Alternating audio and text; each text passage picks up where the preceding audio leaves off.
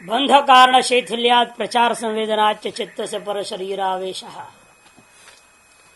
लोलीभूतस्य मनसो अप्रतिष्ठस्य शरीरे कर्माशयवशात् बंधः प्रतिष्ठा इत्यर्थ। अत्यंत चंचल भूता ये जो चंचल स्वभाव वाला ये जो मन है वह प्रतिष्ठा है, परिणामी है निरंतर, लेकिन वह भी शरीर में प्रतिष्ठित हो गया है कि नहीं। इस शरीर को छोड़ के मन नहीं जाता, एक विषय को छोड़ के दूसरे विषय में जैसे भागते रहता है, मन भागने के स्वभाव वाला है, अलग अलग चीजें पकड़ना चाहता है, रोज नया नया चीज चाहिए, कुछ नई बात ढूंढता है, लेकिन रोज नया शरीर नहीं रहता है। क्यों? इस शरीर से मन उबता नहीं, ऐसी बात नहीं है, वो नहीं चाहता है लेकिन मजबूरी से रहता है। अब विशेष रूप में बूढ़ों से पूछ लेना, वो तो बिल्कुल नहीं चाहते हैं, क्या करें, लेकिन रहना पड़ता है। मरना भी चाहे तो मरने भी नहीं देता भगवान, तो कोई ना कोई भेज देता किसी न किसी को बचा लेने वाले को। नहीं, फांसी भी लगा लेगा तो छोड़ेगा नहीं, भगवान कहेगा अभी तेरा टाइम नहीं हुआ है, तो कहां भाग रहा है? बड़ा मुश्किल होता है। तो उसके कर्म ही ऐसा होता है तो मर जाए तो मर जाए, अन्यथा बचाने वाला कोई न कोई सदा आता है। मर के जीने वाले को भी देख ले, यहाँ 2 बार ऐसे एक आदमी का 2 बार जिंदा हो गया, मुर्दा से उठ गया, लेके आए। अब पता नहीं उस बैंक से कोई विशेष संबंध रहा होगा, वो बैंक के सामने में मुर्दा से उठ खड़ा हो, धड़ से। कमाल है, तो ऐसे भी होते हैं। अब कहा जाओ, ये मन क्यों इसी में रह रहा है? यद्यपि है वो अप्रतिष्ठ स्वभाव वाला, चंचल स्वभाव वाला है ये मन, फिर भी शरीर में प्रतिष्ठा, शरीर में प्रतिष्ठित हो गया। क्यों? कहते कर्माशय वशा, कर्म का फल भोग करने के लिए ही कर्माधीन होकर के, कर्म की वासनाओं और फल के वजह से इसका बंधन हो गया है, प्रतिष्ठित हो गया। लेकिन फिर भी इसके अंदर ही भले रह रहा है, लेकिन इसके अंदर में स्थिर रहता है, ऐसी बात नहीं। इसके अंदर में रहते हुए भी वो अस्थिर है, बंधर है, उछलते ही रहेगा, उछलते ही रहेगा, बैठेगा ही नहीं। इसे किसी जगह बांध दिया आपने, फिर भी इस शरीर में रहते हुए भी उस मन को बांध दिया आपने किसी एक वस्तु में, तो उसको क्या कहते हैं? धारणा। देश बंधश्चित्त से धारणा, तब धारणा कहते। उसे भी आगे आएगा विकल्प है, मन शरीर के अंदर रहते हुए शरीर के अंदर की वस्तु या बाहर की वस्तु का ध्यान करना, बाह्यत्वेन ध्यान करना, यह शरीर से अलग होकर मन इस शरीर को भी विषय रूप में ध्यान करने लग जाए। दोनों अलग अलग अवस्थाएं बनती है, और बाद में वर्णन आएगा विस्तार पर देखेंगे। तस्य कर्मणो बंध कारणस्य, बंध कारण भूता उस कर्म का शैथिल्यम, शिथिलता हो जाए, ढीला पड़ना। और ढीला कैसे पड़ेगा? समाधि बलात् भवती, समाधि के अभ्यास का बल से वो धीरे धीरे ढीला पड़ेगा। जैसे जो है, जैसा जैसा बछड़ा बलवान होते जाता है, सांड रूप होने लगता है, फिर जितना बांध लो मानेगा थोड़े, है उखाड़ के चल देगा। यथा पड़वीश शंकुन उत्खिदित्वा, ऐसे प्रयोग किया ना। अब बछड़ा है तो बांध रखे तो ठीक है, बेचारा मजबूरी है ना, बल नहीं है उसको। अब तो खाते पीते चना को बलवान हो जाता है, उसको बस मालिक का इशारा की भी जरूरत नहीं, मालिक आ रहा है और घोड़ा चल पड़ता है तैयार। तो वैसे ही आप अगर समाधि का बल हो जाए ना, वो मन अपने आप नाचने लगा, आप जैसे कहेंगे वैसे रहेगा। वह कर्म उसे बांध नहीं सकता, कर्म उसको चंचल जो कर रहा आप नहीं कर सकता। वो बंधन शिथिल हो जाता है जब आपका समाधि का बल बढ़ता है। चने का खा करके अभ्यास करने से घोड़े का बल बढ़ता है, जैसे आप समाधि का अभ्यास करते करते आपका भी आत्मबल ऐसा बढ़ेगा कि फिर बाद में बंधन जो है कर्म वह शिथिल हो जाता है। प्रचार संवेदन चित्त से समाधिजम एव। इसी प्रकार के प्रचार संवेदन भी चित्त का जो होता है वह भी समाधि जब बल के आधार पर वो भी धीरे धीरे संचरण बंद हो जाएगा। प्रचार संवेदनम चित्त का प्रचार मने नाड़ी समूह में भ्रमण पूर्वक जो विषय को ग्रहण करना, ये जो क्रिया चल रही है उसका नाम प्रचार संवेदन। उस चित्त का ये जो प्रचार संवेदन है वह भी समाधि जन्य बल के आधार पर शिथिल पड़ जाएगा। कर्म बंध क्षयात स्वचित्त से प्रचार संवेदना कर्म के बंधन का क्षय होने से यह अपने चित्त को सम्यक प्रकार से नाड़ियों में संचालन करने की क्षमता प्राप्त होने पर, अब तो अपने मर्जी से जा रहा है ना। आप चाहते हम प्राणायाम करें, अब दिखता ही नहीं, कुछ पता ही नहीं चलता क्या प्राणायाम हो रहा है। प्राणायाम करना सभी चाहते हैं, है कि नहीं? अब उन्हें नाड़ी का दर्शन ही नहीं हो रहा। अरे ये पता नहीं कौन सी नाड़ी चल रही है, ईड़ा चल रही है कि पिंगला चल रही है कि सुषुम्ना चल रही है कि चित्रिणी चल रही है कि कौन सी चल रही है, पता ही नहीं चल रहा है। लगा हुआ है कि नाक बंद करके लगा रहता है, ये खोल रहा है कि वो बंद कर रहा है, लगा हुआ है और कुछ भी नहीं पता उसको। और कैसे संचालन करोगे? और क्रिया योग में मुख्य है नाड़ी संचलन क्रिया। बताते कोई नहीं, प्राणायाम कैसे करें? हाँ, इसलिए तो अभी तो आप सिद्धांत पक्ष पे है, प्रयोग पक्ष में नहीं है। अभी आप सिद्धांत के पक्ष को सुन रहे हैं ना, अब प्रयोग पक्ष के लिए तो आए है नहीं कक्षा। जब प्रयोग पक्ष की कक्षा चलेगी तब बताएंगे, उसमें भी क्यों नहीं बताएंगे, लेकिन उसके लिए इंतजार करना पड़ेगा ना। तब तक ये सुनने के बाद जो वेग है अंदर में वो वेग बना रहेगा, तब तो सीखोगे। तब तक वो वैराग्य भी ढीला हो जाता है। तब तक 2-4 महीने कौन है, अप्रैल के बाद होगा, अरे तब तो पता नहीं क्या होगा है। उसके बाद वो योग की सीखने की ढीलापन आ जाती है। फिर कहें न्याय पढ़ेंगे, वो दिमाग में आए, कुछ और आएगा। इसलिए अभी सुन रहे हैं तो अंदर में एक जोश होता है, हाँ हम भी सीखे, हम भी करें। बाद में टाइम फेस हो जाता है गाड़ी, तो जोश नहीं रहती। और शिक्षा में भी यही, आज की आधुनिक शिक्षा की प्रक्रिया क्या है? आप जब विज्ञान पढ़ते हैं पहले आपको क्या प्रैक्टिकल में ले जाते हैं? पहले होता है थियोरी, या नहीं? सिद्धांत पक्ष को पहले शिक्षा दे दिया जाता है, आप समझो क्या होता है, कैसे होता है, सब समझा देते हैं। फिर कहते हैं उसका अनुभव करो, चलो लेबोरेटरी के अंदर चलो, वह प्रैक्टिकल कराया जाता है। वैसे यहाँ पर भी अभी तो सिद्धांत कक्ष चल रहा है ना। जब प्रयोग कक्ष चलेगा, वो जहां चलेगा वहां आना पड़ेगा ना। क्योंकि सीधी सी बात है, जिस कक्षा में थियरी पढ़ाया जाता है वही लेबोरेटरी होता है क्या? लेबोरेटरी तो नहीं होता है, वो अलग रूम है, वो अलग एपेरेटस का सारा सामग्री अलग होता है। उसी प्रकार से हम लोगों की प्रैक्टिकल कक्षा कहीं और होगा, यहाँ नहीं होगा। चिंता मत करो, ये मत सोचिए यहाँ हो जाए।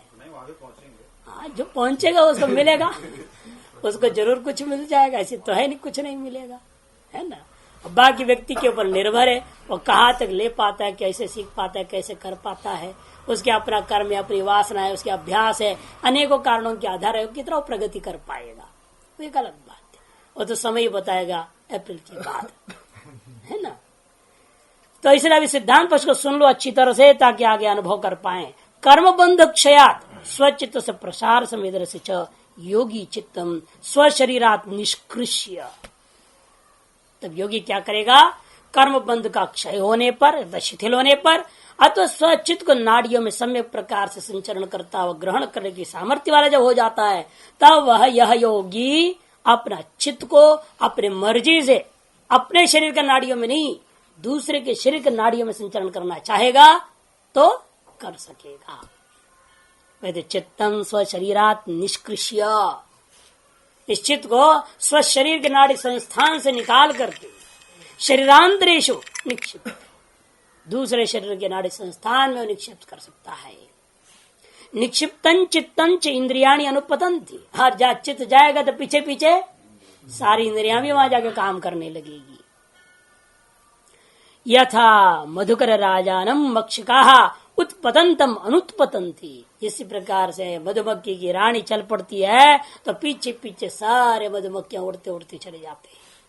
तत्वते भी सब जाकर वहां कार्य करने लग जाते हैं।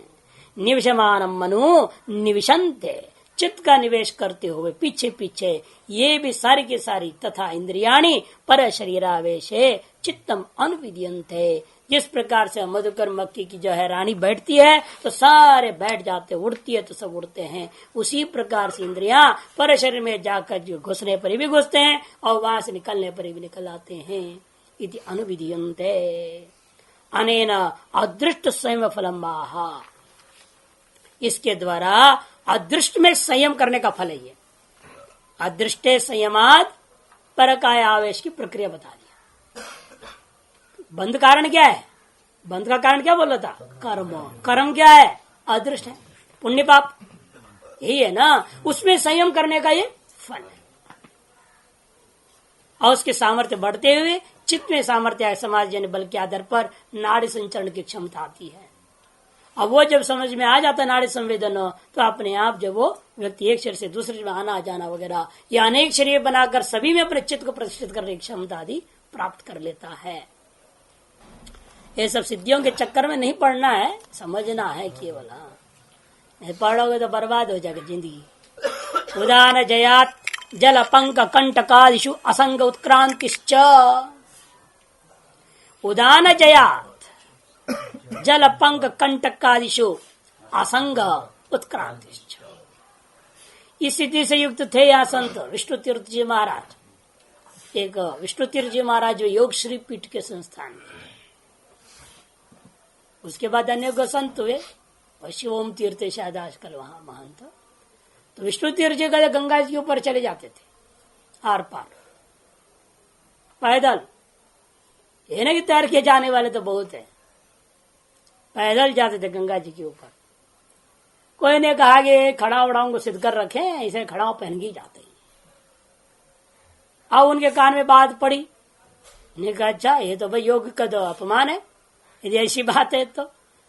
तब इसलिए उन्हें फिर खड़ा को छोड़ करके जिन लोगों ने कहा तो उन्हीं को बुलाया, तुम भी चलो साथ में, देखते तुम चल पाओगे तो हम चल पाएंगे, ये कड़ा तुम पहन लेना। बेचारा चलता हुआ तो डूबने लगा, भागा से हाथ छुड़ा करके महाराज जी अपने चलते बने। ऐसे सिद्ध योगी लोग रहे हैं। अरे सब कारण क्या है? परम विरक्त थे, परम विरक्त। इतनी बड़े लोग बुलाते थे कहीं आना, उनके चेले लोगों ने सब फिर बाद में फैलाया दुनिया भर का। हाँ, चेले लोग है ना, गुरुओं की सिद्धियों का दुरुपयोग कर लेते हैं। तो ऐसी थी मुख्य वैराग्य। वैराग्य के बिना कोई सिद्धि भी नहीं मिल सकती। आप सिद्धि के लिए प्रयास करोगे तो सिद्धि कभी नहीं मिलेगी। नियम है, आप माया का पीछे जितना भागे माया उतनी आपसे दूर होती जाती है। और माया सब जितना हटने लगे उतना माया आपके पीछे पीछे भागाती है। इसका स्वभाव। और फिर भी आप उसे दूर करेंगे तभी जाकर आपका कल्याण होता है। सिर्फ वस्तु का होना खराब नहीं है, वस्तु का होना गलत नहीं है, वस्तु का आना आपके पास गलत नहीं है, किंतु उसमें आसक्ति होना खराब है। यदृच्छा लाभ है ना संतुष्ट, इसलिए कहा यदृच्छा लाभ से आ रहा है वस्तु, अपने प्रारब्ध कर्म कैसे आएगा। कहीं भी बैठो, जो आपके हिस्से में दूध पानी हो तो आना ही है, लेकिन उसमें आसक्ति पूर्वक उसको व्यवहार में नहीं लेना है। इसलिए शिवानंद जी लिखते हैं ये लाइन है, possession is not bad but attachment is hopeless. ये आसक्ति आ गई फिर तो आपका सारे जो होप है, होप माने एक संभावना थी मैं मुक्त होऊंगा, ये होऊंगा वो होऊंगा, कुछ नहीं, सब बेकार हो जाएगा। आवश्यकता तो हर चीज की होती, शरीर है, शरीर के लिए भौतिक है, उस भौतिक शरीर के लिए भौतिक संसाधन की अपेक्षा होता है, और इसी भौतिक शरीर में रहकर के मुक्ति को भी अनुभव करना है, स्वरूप की प्राप्ति करनी है। इसलिए आवश्यक पदार्थ तो आएंगे और आते भी रहे, न भी आवे कोई चिंता नहीं, आ जाए तो उसमें मोह नहीं होनी चाहिए। वो सबसे महत्वपूर्ण बात है। कल भी कोई बोल रहा था पोसेशन इतना रखते हैं और वैराग्य की बातें करते हैं। अब उन्हें ये पता नहीं ये पोसेशन और वैराग्य में कोई विरोध नहीं है। वस्तु का होने और वैराग्य में कोई परस्पर विरोध नहीं है। विरोध वैराग्य का वस्तु में विद्यमान आसक्ति है। एक बार चैतन्य गिरि जी महाराज जब सुने होंगे, कैलाश के पीठाधीश्वरों में से एक हुए हैं वो पीठाधीश्वर, तो बीकानेर में चतुर्मास करके आ रहे थे। और ट्रेन में आप जानते ही हैं, कोई महात्मा कहीं से 2 महीना रहकर आ रहा है तो बहुत सारे माल पानी होता है साथ में, है? और लोगों ने दुनिया पर चढ़ा दिया। उस समय फर्स्ट क्लास होता था, एसी वैसी होता नहीं था, और डिब्बे अलग अलग भी होते थे। वो दो ही, एक इधर बैठेगा बस फर्स्ट क्लास में। तो उसमें उनको बिठा दिया है और सारा सामान दुनिया भर ऊपर नीचे सब भर गया। अब जो दूसरा आदमी आया, उसी में जो सेठ था वो सामने बैठा, वो एक सूटकेस लिए आया था केवल। अब सूटकेस में लेकिन बहुत ही विशेष कागजें थी। अब आसक्ति का फर्क बता रहा हूं, हुआ घटना ही है, गप नहीं है। हाँ, तो हुआ क्या, कुछ देर चला, उसके बाद ट्रेन रतनगढ़ पार होते होते रुक गया। कोई कारण से, कोई काम चल रहा, कुछ हो गया, धीमी हो गई, फिर रुक गई, या किधर चैन खींच दी होगी, रुक गई। तो फिर चल नहीं रही थी, गर्मी का दिन, उन्होंने कहा भाई चलो थोड़ा नीचे जाते करके वो अपने आप नीचे आके बैठ गए। वो सेठ जी पीछे पीछे नीचे आ गए और दोनों बैठे बातें करने लगे, सत्संग होने लगा। और ये सब होने से पूर्व में उसने कहा था महाराज जी से, क्या आप संत लोग इतना माल टाल लेके चलते हैं, परम विरक्त अपने आप को मानते हैं, ये वैराग्य की शिक्षा हमें देते हैं और इतना माल बटोरे जा रहे हैं। ऐसे सिर्फ पूर्व में टिकट टिप्पण करा था। हमारे जी सुन के चुप थे। चलो भाई तेरे को पता तो है नहीं हमारी क्या अवस्था, तुम्हारी क्या अवस्था है। समय आएगा भगवान शिक्षा देना चाहेगा तो देगा। वो क्यों मुंह लड़े किसी से, महान पुरुष थे, चुपचाप थे। अब आप लोग तो तुरंत भिड़ जाओगे, तर्कशास्त्र करोगे, वो चुपचाप थे, मौका मिलेगा भगवान तो देगा, और दे ही दिया। आप जब गाड़ी चलने लगी वो सेठ भागने लगा और पकड़ ले हाथ, रही कितना बढ़िया सत्संग चल रहा है, आता परमात्मा की चिंतन भक्ति का विचार चल रहा है, कहाँ तो भाग रहा है, बैठ पकड़ ले उसको। हम हमारा सूटकेस, अरे तेरे सूटकेस, हमारी इतनी माल जा रही है तो जाने दो ना, है तो एक सूटकेस मर रहा।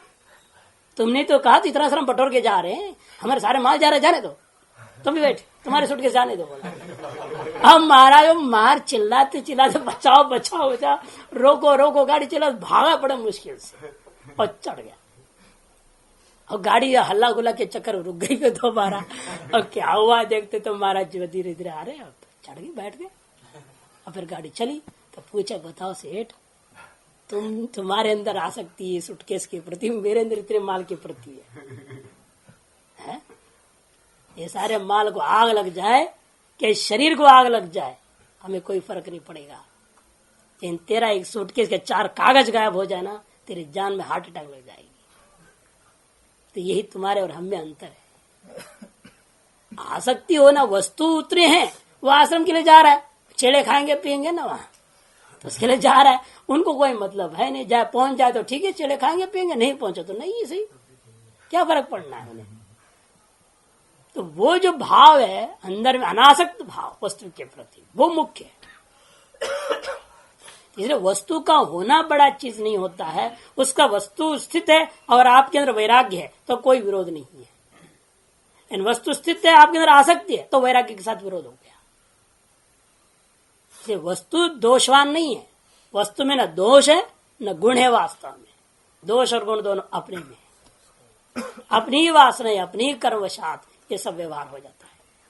इसलिए कहते कि देखिए यहाँ पर भी ये अदृष्ट में संयम करने का ये फल था। तो उदान का जय होने से क्या होता है, उदान अजयात, उदान वायु पर अपन नियंत्रण पा लेने से जल, पंख, कंटक आदि प्रदेशों में असंग होकर के, असंबद्ध होकर के, और इतना ही नहीं, उत्क्रांति, उत्क्रमण करने का भी क्षमता से प्राप्त हो जाता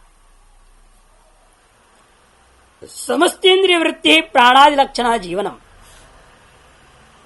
इंद्रियों का 2 प्रकार की वृत्ति होती है, एक सामान्य वृत्ति और विशेष वृत्तियां, देखो साधारण और असाधारण कर से वेदांत में कहा करता है। समस्त इंद्रियों का सामान्य वृत्ति क्या है, जो अंतःवृत्ति है, आभ्यंतर वृत्ति और प्राण है। प्राणादि पंचरूपेण इंद्रियों की सामान्य वृत्ति है वो। और इंद्रियों का विशेष वृत्ति क्या है, बाह्य, रूपादि का ग्रहण करना आलोचन रूपा विशेष होता है। कहा भी है कार्यकाल में, इसलिए सामान्य करण वृत्ति प्राणाद्या वायव पंच। सामान्य कर्ण वृत्ति, करणों का जो वृत्ति में सामान्य रूप होता है और विशेष रूप में से सामान्य रूप क्या है? प्राणादि वायव पंच। ऐसे कारिका में साफ।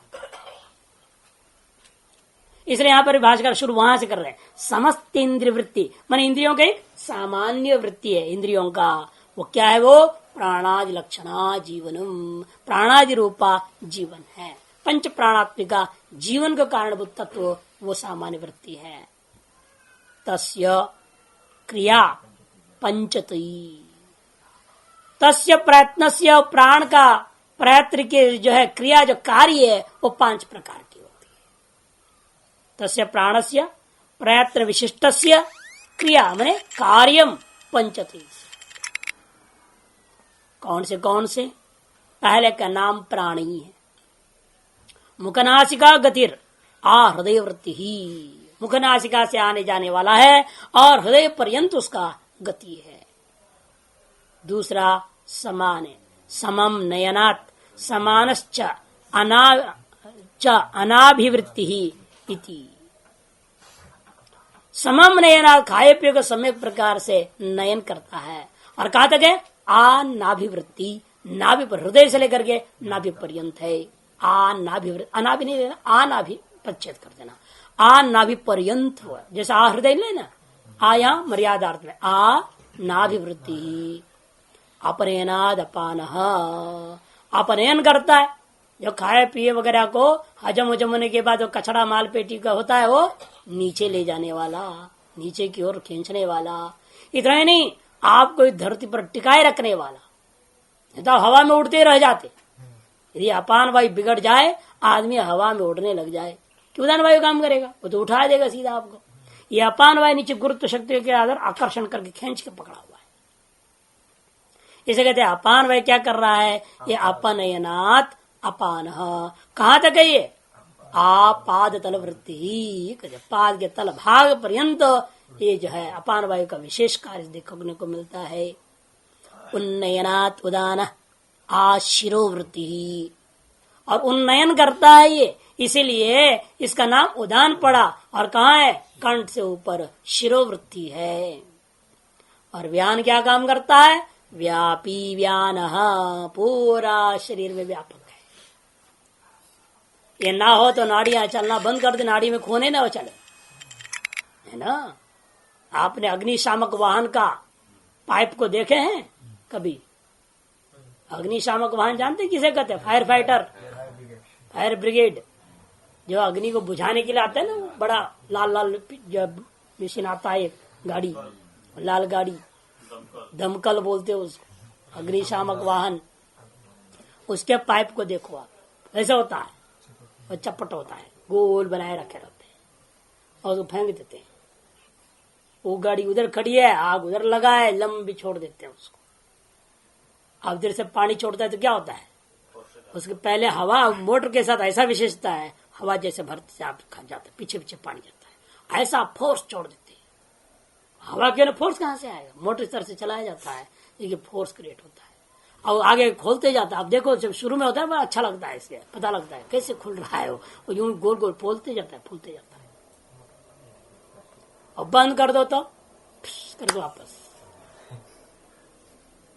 वैसे आपा ये व्यान वायु जाता है ना नाड़ियों में तो खुलते हैं। नाड़ी वितरणात् व्यान, इसलिए नाड़ियों को खोलते जाता है, तब खून पीछे पीछे भागता है। यदि व्यान वायु ठप हो जाए उसको हम लोग क्या बोलते हैं? लखवा हो गया, पैरालिसिस हो गया। और नाड़ियां काम नहीं करती, नाड़ियां काम नहीं करती ऐसे नहीं है। वास्तव में नाड़ियां तो वैसे का वैसे, वो कभी काम की ही नहीं। उन नाड़ियों में व्यान वायु काम करता था, अब वो नहीं करने लगा। उसी को आप कहते नाड़ियां फेल हो गए, नाड़ियां काम नहीं करते हैं, आरोप कर दिया। व्यान की निष्क्रियता को अब नाड़ी की निष्क्रियता में कथन कर देते हैं। इसलिए व्यान वायु की विशेषता है पूरा शरीर में, इसलिए उसका व्यापक होना आवश्यक है। जहां नहीं होगा वहां खून ही नहीं चलेगा। तेषाम प्रधान प्राण, इन सभी में प्रधान कौन है? अन्य 4 को दौड़ाने वाला, काम कराने वाला प्राण है। लेकिन उदान जयात जल पंक कंटकादिश संग, इनमें ऐसे उदान वायु है, उस पर संयम करने से क्या होता है, कहते जल पंख मान कीचड़ कंटक आदियों में अपर असंगता पूर्वक आप चल सकेंगे। इतना ही नहीं, उत्क्रांत मरने वक्त आप अपनी मर्जी से मर सकते हो। मर्जी से मरने का मतलब क्या, जिस रूट से जाना चाहो अपनी मर्जी होगी, इच्छा मृत्यु नहीं है, यह रूट में इच्छा अपनी है। मरने का टाइम तो फिक्स है, इच्छा मृत्यु है वो जहाँ टाइम फिक्स नहीं है। आपकी मर्जी जब चाहे तब जाओ, ऐसा नहीं है, जैसे चाहे वैसे जाओ, ये है, दोनों में अंतर है। काल की स्वतंत्रता नहीं, मार्ग की स्वतंत्रता है। उस काल पे जिस शरीर का मौत होने लगता है, आप इस उदान जय वाले हो, अपने मर्जी से आप ब्रह्मरंध्र की ओर से निकाल सकते हो, आंख से निकाल सकते हो, जहां से आप चाहेंगे उस मार्ग से आप अपने प्राण को लेके निकल सकते हो। ये सामर्थ्य प्राप्त होता है उदान वायु पर संयम करके उस पर विजय पाने से। ताम वशित्वेन प्रतिपद्यते, अर्थात तारस उत्क्रांति को अपना वशित्वेन वो प्राप्त कर लेता है। उत्क्रांति भी वश में आ जाती है। स्वामी जी, उसका इच्छा मृत्यु प्राप्त वरदान मिला था, आखिर वो क्यों मरना चाहे थे? वरदान मिला था, वो इच्छा मृत्यु का मतलब मृत्यु का अभाव नहीं। आप क्या समझ रहे हैं, हमेशा जिंदा रहे, ऐसा अर्थ नहीं है। इच्छा मृत्यु मरना तो निश्चित है ना, आपका शरीर तो मरेगा, लेकिन कब मरेगा, काल में विशेष होता है। काल का मतलब एक अनंत काल तक नहीं है कि हाँ ये है कि भाई 10 साल बाद मरना चाहे, ठीक है, कोई बात नहीं। भीष्म पितामह जी थे, हाँ, भीष्म पितामह के लिए इच्छा मृत्यु जो मिला था उसका तात्पर्य नहीं कि वो चिरंजीवित्व है। इच्छा मृत्यु शब्द और चिरंजीवी शब्द भिन्न है। चिरंजीवित्व का वरदान नहीं था, माने मृत्यु निश्चय है उनका। उस मृत्यु का काल जो निश्चय था, मान लो उनकी 120 साल आयु थी तो 125 में मरना चाहेगा तो मर सकता है। जैसे उनके ये इसी का लाभ उन्होंने उठाया ना, कैसे दक्षिणायन में मृत्यु प्राप्त थी, उसको उत्तरायण तक 15-18 दिन तक रोक लिया उन्होंने। बस यही इच्छा मृत्यु का अर्थ है। ये नहीं कि चिरंजीवित हो गया, अमर हो गए, अमरत्व तो नहीं है इच्छा मृत्यु का तात्पर्य। ये मार्कंडेय जी जो अब उनको चिरंजीवित फल प्राप्त हुआ, वो तो अभी तक इसलिए जीवित है। अभी भी नर्मदा परिक्रमा करने वालों को कईयों को दर्शन हो जाता है उनका। वो उसी क्षेत्र में तपस्या कर रहे हैं ना, महाभारत में भी आया है, नर्मदा के तट पर भ्रमण करते हुए तपस्या करते हैं, और लोगों को बताया कईयों को वहां प्राप्त हुआ, दर्शन प्राप्त हुआ। जैसे आज भी है, ऐसे सप्त चिरंजीवियों में से 7 अभी तक है। हाँ, सब है, ये लोग सब है, कई है। हाँ, वो तो है। चिरंजीवित का मतलब ये नहीं कि वो ब्रह्म ज्ञानी हो, मोक्ष हो, मोक्ष अलग चीज, चिरंजीवित तो अलग चीज है। जीवित है ना, मोक्ष नहीं है, स्वरूपत्व नहीं है। कल्प पर्यंत हो रहेगा, अधिक से अधिक, बस कल्पांतर में अगला ब्रह्म अपना करेगा। सुख दुख भी होगा स्वामी जी, क्यों नहीं होगा, क्यों, बिल्कुल। वो देख करके कलयुग को देख देख करके दुखी होंगे इस समय में। हाँ, हमारे नाम पे क्या क्या हो रहा है, धर्म के नाम पर क्या हो रहा है, सब देख रहे हैं, समझ रहे हैं, लेकिन कुछ कर नहीं सकते। यही उनके लिए दुख होता है। इसलिए का ये सब चीजें जो सिद्धियां हैं, जितनी लंबे जीने का, लंबे रहने का, ये सब व्यर्थ ही है जब तक स्वरूपानुभूति न हो। इसलिए सारी चीजें दुखदायी होते हैं, किसी भी अवस्था में रहे आप। समान जया ज्वलनम, समान का वायु पर विजय पाने से ज्वलनम, वो अपनी मर्जी से अग्नि को बढ़ा के घटा के भी जी सकता है। जैसे बहुत खाने की इच्छा हो गई तो अग्नि को तेज कर लिया, सब खा के स्वाहा, और नहीं मिला है तो अग्नि को ठंडा करके रख दिया। वही बात है, आज भिक्षा नहीं मिली तो भूख ही नहीं लगे उसको। सामने भिक्षा आ गई तो अग्नि को दीप्त कर लिया, अपना खा पी लिया। और जैसे उन्होंने क्या, कहाँ सब करते हैं, हाँ, नहीं, कोई नहीं है। सबकी चूहे जब नाचते हैं ना तो पता लग जाता है कितना हल्ला गुल्ला होता है।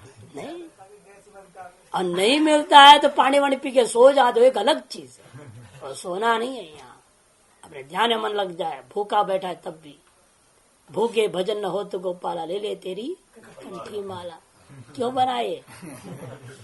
समान जय सबकी बस की बात थोड़ी है। ये भी कोई कोई होते हैं। ज्ञानदेव महाराज के पास थी ना ये सिद्धि, इसी सिद्धि के कारण पीठ पर रोटी सिकवा दिया। ऐसे थोड़ी पीठ में रोटी सूख जाएगा किसी के भी शरीर से, है? नाभि चक्र को उन्होंने ऐसा उद्दीप्त कर दिया अग्नि को, तावा जैसे हो गया पीठ, और उस पर रोटी सेक दिया मुक्ताबाई ने।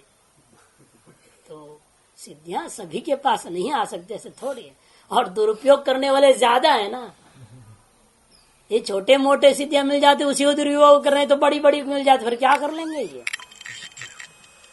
और कहेंगे भाई वो लिख देगा फुल मिल्स 25 रुपया, जाके बैठे तेज करके 100 आदमी का खा ले करके मेरा फुल मिल हुआ नहीं, अब तो पेट भरा नहीं हुआ।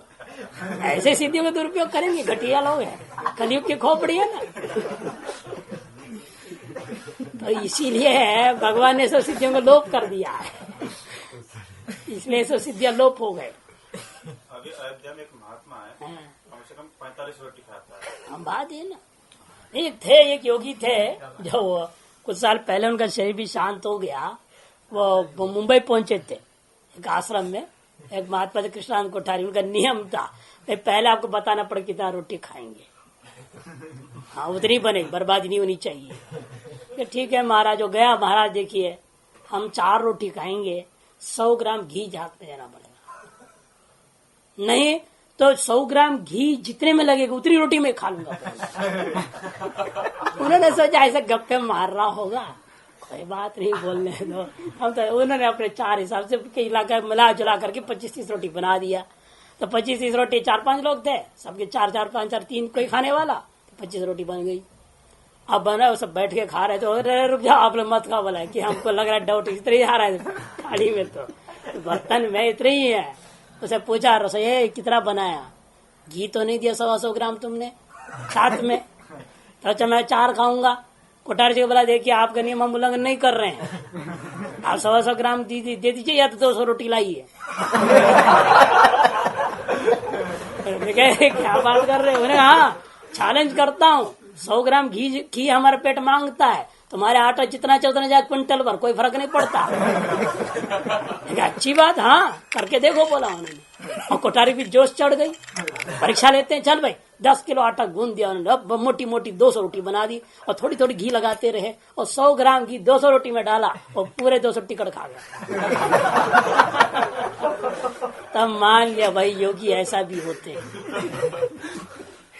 ये भी हुई घटना है। अब फिर उन्होंने हाथ दूसरे से हाथ पकड़ लिया, इतना आटा हमारा बर्बाद, ऊपर 100 ग्राम घी भी गया, उससे अच्छा है थोड़ा आटा तो बचत हो जाएगा, तेरे को 100 ग्राम घी देंगे, 4 ही रोटी खाना। तो ऐसे भी सामर्थ्य वाले योगी लोग होते हैं। तो ऐसे नहीं कि आज भी नहीं है, चाहेंगे उपलब्ध हो, अनुभव में आ जाते, मिल भी जाते ऐसे लोग। फिर उन्होंने हमको कहा तुम चाहोगे तो हम तुमको सिखा देंगे। मैंने कहा महाराज हमको नहीं चाहिए। ऐसे कहा घी के चक्कर पड़ो, फिर 100 ग्राम घी के चक्कर घूमते रहूंगा मैं? अरे नहीं चाहिए ऐसे सीखा, मैं सीखा ही नहीं वो प्रक्रिया, इसलिए मैंने कहा नहीं चाहिए। फिर बाद में पूछा, अब जब मैंने मना कर दिया तब उन्होंने कहा तुमने अच्छा किया, हम इससे बड़े परेशान है। मैंने क्यों परेशान? अरे 100 ग्राम घी जिस दिन ना मिले, ये अग्नि मेरे को परेशान कर देती, सिद्ध तो कर लिया अग्नि को, अब वो परेशान कर देती है। उसको मंद करने की तरीका मुझे मालूम नहीं। मैंने कहा यही ना फेल हो गया आप। तीव्र तो कर लिया आपने, उसको सिद्ध कर लिया, उसको मेंटेन कर रहे हो, और घी के अलावा कोई चीज जितना भी डालो सब स्वाहा कर देगा। कुछ भी खिलाओ, जितना भी खिलाओ सब स्वाहा। बस उसी से शांत होता था, उसी से वो शांत होता था, तृप्त हो जाता था अग्नि। ऐसा उसने अग्नि पा लिया। अब लेकिन उसे बड़ा दुखी रहता था, 100 ग्राम घी के चक्कर घूमते रहता था, ढूंढता था कहाँ से मिलेगा, कैसे देगा। मैंने क्या ही होगी यार, है इसे तो हम लोग अच्छे हैं, हाँ सूखे रोटी में भी हम खुश हैं। अब ये सिद्धि लेके क्या करूं? तो इसलिए सिद्धियां भी बाधक होते, जो पहले कहा ना ते तो अंतराय समाधो, बात सही है। वो जो पा लिया है उसी को समझ में आती है उसकी क्या परेशानी। पाने से पहले इच्छा होती है हमको ऐसे मिल जाए, हम पाने के बाद पता लगता है उसका क्या होता है। जैसे आपने डिग्री सर्टिफिकेट पाने तक लगे रहते, दिन रात 9 साल 10 साल लग जाती है ना एक वेदांत आचार्य बनने के लिए। बनने के बाद क्या लाभ? जहां जाओ उस आचार्य से कोई वैल्यू है?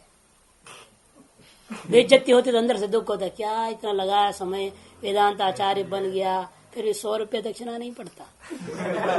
कई दुखी हैं क्योंकि उन्होंने किया ही उस लिया था, कोई नौकरी मिलेगी या कोई दक्षिणा पानी मिलेगा, कोई सम्मान मिलेगा, कथा प्रवचन का अवसर मिलेगा, नहीं मिलता है, दुखी होते हैं। अंत मिला क्या उतना लग करके, दुख के सिवा कुछ नहीं मिला।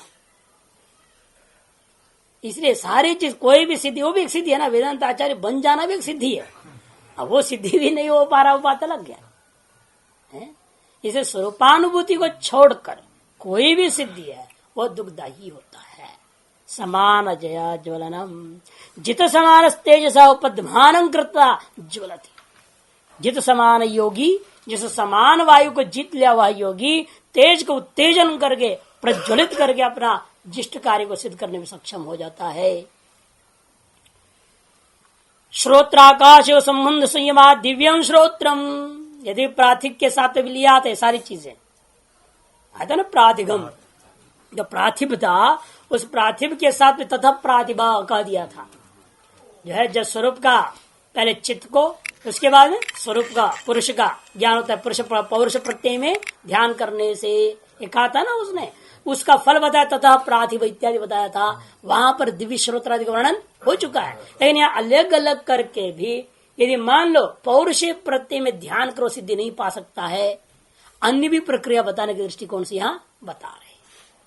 श्रोत्राकाश संबंध संयमात दिव्यम श्रोत्रम, इसी प्रकार से गंध घ्राण यो संबंध संयमात दिव्यम घ्राणम, प्रत्येक को सभी इंद्रियों का अपने अपने कारणभूत विषय के साथ, श्रोत्र और आकाश, घ्राण और तन्मात्रा कौन, गंध का, पृथ्वी तन्मात्रा, पृथ्वी तन्मात्रा, आकाश शब्द तन्मात्रा यौगिक भाषा में। इसी प्रकार से चक्षु और रूप तन्मात्रा, त्वक और स्पर्श तन्मात्रा, और रस और रस तन्मात्रा, रसनेन्द्रिय और रस तन्मात्रा, इनके परस्पर संबंध जो हो रखा है, उस संबंध में यदि आप संयम कर पाएंगे, उस संयम से आपको दिव्य श्रोत्र, दिव्य चक्षु, दिव्य घ्राण, दिव्य त्वक, दिव्य रसनेन्द्रियों की प्राप्ति हो सकती है। सर्व श्रोत्राणाम आकाशम प्रतिष्ठा सर्व शब्दानांच, सकल श्रोत इंद्रियों का, अश्रोत इंद्रियों का विषयभूता सकल शब्दों का प्रतिष्ठा, कारण, आधार, अधिष्ठान, उपादान कारण कौन है? आकाश। इसके बारे में कहा भी यथोक्तम तुल्य देश श्रवणानाम एक देश श्रुतम सर्वेशम भवती। इसे जैसा भी यहाँ पर आप सब बैठे हुए हैं, तुल्य देश में है या नहीं?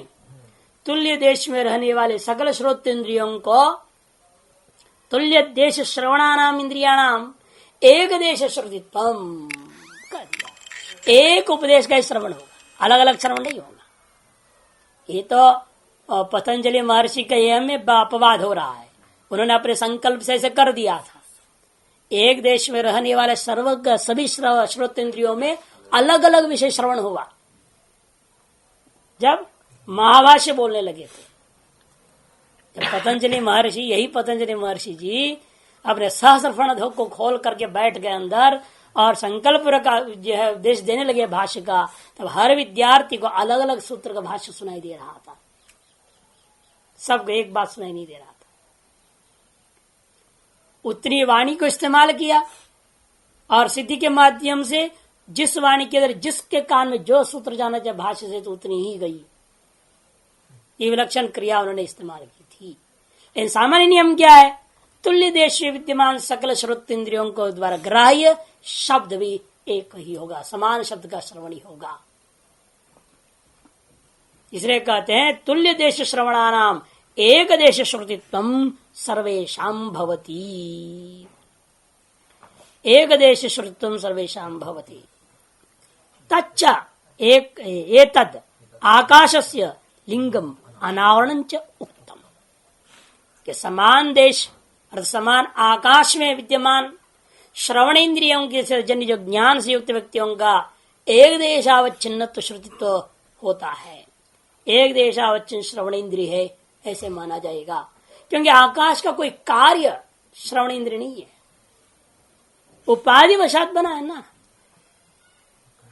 कारण शुष्कुली रूपी उपाधि के कारण से इसका नाम श्रोत्र इंद्रिय पड़ा। क्योंकि आकाश एक को ऐसे कोई सावयव पदार्थ नहीं है जिसे कार्य उत्पन्न हो जाए,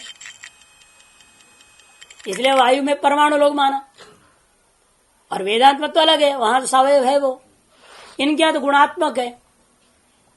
आकाश क्या है? गुणात्मक है, और गुणों का भी परिणाम होता है, लेकिन आकाश का भी परिणाम नहीं मानते। वायुवादी के परिणाम रूप इंद्रियां होती हैं। इसे इनके भी मत में क्या है? उपाधि की वजह से इंद्रियां बनी हुई है। इसलिए एक देश में अवच्छिन्न जो एक आकाश रूपा इस में विद्यमान अनेक उपाधियों के द्वारा गृहीत होने वाला शब्द एक आकार का ही होगा। अतः इससे क्या सिद्ध हुआ? आकाश की व्यापकता सिद्ध होता है। यदि आकाश भी अलग अलग ही हो गया होता उपाधिवशात, फिर सुनने में भी अलग अलग हो जाएगा। उपाधि ही भ्रष्ट हो तो बात अलग चीज है, उपाधि ही दूषित है, उपाधि ही नष्ट है, तो सुनने में फर्क पड़ेगा या नहीं? जिसको कोई कान में बीमारी हो जाए, कम सुनाई देता है, उसके कान की बीमारी के कारण से, उस कान से अवच्छिन्न आकाश के कारण से कम सुनाई नहीं दे रहा है। उपाध्यवच्छिन्न आकाश में दोष नहीं है, उपाधि में दोष के कारण से कम सुनाई दिया है या गलत सुनाई दिया, जो भी है उसका अपना कर्म आदि अनेक निमित्त है वो। इसलिए आकाश की व्यापकता, आकाश की एक रूपता और आकाश की एकत्व की सिद्धि इस माध्यम से हुआ। यदि ना होता तो ऐसे, फिर तो हम जो बोल रही है शब्द जब तक आप तक पहुंच जाए, वो आकाश उसको उल्टा पुल्टा करके आपके कान में डाल देता। अलग अलग आकाश होता, अलग अलग ढंग से करता। आकाश की सामर्थ्य अलग अलग होती ना। जैसे अलग अलग कंपनी का रेडियो ले लो, है ना, उसमें लगा हुआ चुंबक वगैरह होते, डायनामो वगैरह सब अलग अलग ताकत की होती है। अब कोई किसी को स्टेशन को ठीक पकड़ रहा है, किसी को नहीं पकड़ रहा है, वो सब क्यों हो गया है? यद्यपि सारे रेडियो एक ही जगह रख दो, एक ही जगह बजाओ, फिर एक ही स्टेशन में बजाओ, तो वे सब अलग अलग बजेगा, सबकी आवाज अलग आएगी। कारण क्या है? आकाश का दोष नहीं है, उपाधिगत दोष है। आकाश में जो तरंग छोड़े गए हैं, वह तरंग में कोई अंतर है क्या? विशिष्ट गति के वाले तरंग होता है, उसको मीटर बोलते हैं ना, इतने मीटर पे इतने मीटर अमुक स्टेशन, किलो हर्ट्ज भी बोलते हैं, अलग अलग तरीके से नापा जाता है। उसकी जो तरंग की जो गति है, वो एक गति को पूरा विश्व में फैलता है, उसी गति से पूरा विश्व में। आपकी मशीन पकड़ने की सामर्थ्य वाला है या नहीं, वो बात अलग चीज है। और गति छोड़ने वाला संयंत्र पर भी निर्भर होता है, वो कितने प्रभावशाली है। तो कई संयंत्र छोटे मोटे डाल देते हैं तो कुछ दूर तक पकड़ेगा, उसके बाद नहीं पकड़ता। इसीलिए जैसे आजकल मोबाइल में तो अनुभव कर रहे हैं ना, मोबाइल वो नेटवर्क जो पकड़ता नहीं बोलते हैं, पहाड़ में चला गया, वो बंद हो, इतने से यहाँ इतने से इतने दूर 10 किलोमीटर नहीं पकड़ रहा, बाद पकड़ रहा है। का मतलब क्या है? वो मशीन वो इतनी ताकत है ही नहीं, वो बीच के जो खोखा है ना, पहाड़ों के बीच का, वहां तक वो तरंग तो नहीं पहुंचा पा रहा है। वो जो तरंग छोड़ रहा है ऊपर ऊपर जा रहा है, वहां तक नहीं आ पा रहा है। अब यहां से गया मोबाइल, उधर से तरंग वहां से वहां जाना चाहिए, वो मोबाइल तक पहुंचा नहीं तरंग। माने वो दोष आकाश का नहीं है, वह दोष तो उपाधि का है। तो तरंगों के गमनागमन में अंतर पड़ने से आपके आवाज के ग्रहण अग्रहण में ये सब चीज क्यों हुई? उपाधियों के दोष की वजह से है, न कि आकाश की वजह से। आकाश तो एक है। यदि आकाश ही भिन्न भिन्न हो गया होता तो यादृश आकाश में जो शब्द उत्पन्न हुआ है, तादृश से भिन्न आकाश है, उसे विलक्षण शब्द उत्पन्न हो जाना चाहिए, भिन्नत्वात्। लेकिन ऐसा नहीं होता। हमने यहां क बोला तो आपके कान में भी क ही पड़ा, ख नहीं पड़ा। क्यों? आकाश गति एकत्व के कारण से। इसलिए गति से क्या सिद्ध हो रहा है? तच्च एतद आकाशस्य लिंगम अनावरणंच युक्तम। यह आकाश के अस्तित्व में प्रमाण है और आकाश आवरण से रहित है, प्रतिबंधक से रहित है, ये भी प्रमाण हो। आकाश के अस्तित्व के प्रति यही सबसे बड़ा लिंग है, जो है आप सभी एक ही शब्द को सुन रहे हैं। और साथ साथ यह भी इसमें प्रमाण बन गया कि यही दृष्टांत आकाश आवरण रहित है, अनावरणात्मक है, ठोस नहीं है। कहने का मतलब जो आवरणात्मक क्या होता है? ठोस होता है। ये दीवार पृथ्वी आवरणात्मक है, क्योंकि वह इतना है कि किसी को भी रोकने की सामर्थ्य वाला है, और आकाश किसी को वो रोकता नहीं है। इसलिए वो आवरणात्मक है। यदि रोकने वाला होता तो शब्द को यहां से वहां जाने से भी रोक देता, लेकिन रोकने की सामर्थ्य उसके अंदर नहीं है। उसका स्वभाव है, वो अनावरण रूपा है। तथा इतना ही नहीं, अमूर्तस्य अनावरण दर्शनात् विभुत्वम अपि प्रख्यातम आकाशस्य। अमूर्त होता हुआ अनावरण जो दिखाई दे रहा है, इससे ज्ञापन होता है आकाश विभू भी है। आकाश में एकत्व की सिद्धि, आकाश में व्यापकत्व की सिद्धि और आकाश में अनावरण स्वभावत्व की सिद्धि, ये सारी चीज सिद्धि से आधार पर हो गया। तो एक जगह पर एक व्यक्ति जो बोल रहा है उससे युक्त समस्त लोग समान रूप में श्रवण कर लेते हैं।